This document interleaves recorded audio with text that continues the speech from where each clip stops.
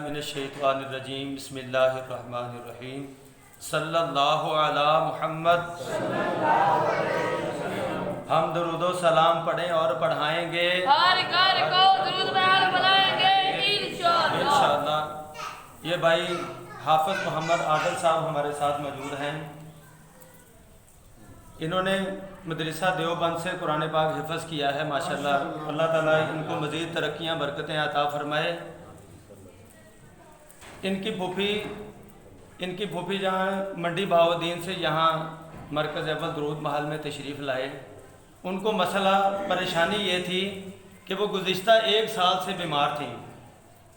उनको परेशानी मसला ये था कि जब रात के ठीक 12 बजते तो उनको कोई ऐसे महसूस होता था कि जैसे उनको किसी ने जगा दिया है, और जागने के बाद उनकी ये राइट साइड पर, दाहिनी साइड पर इतनी शदीद तकलीफ़ होती थी कि उस तकलीफ़ की वजह से उनका जिस्म बेजान हो जाता था।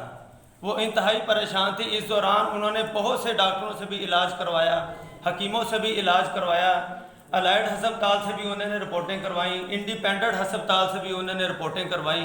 उनकी रिपोर्ट्स बिल्कुल क्लियर थी, मगर उनकी तकलीफ़ नहीं जा रही थी।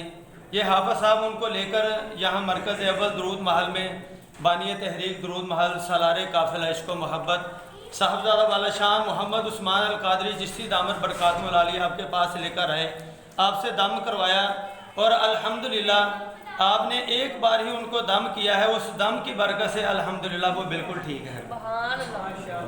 आइए एक बार इनसे भी पूछते हैं कि हाफिज साहब आपका नाम? हाफिज मोहम्मद आदिल।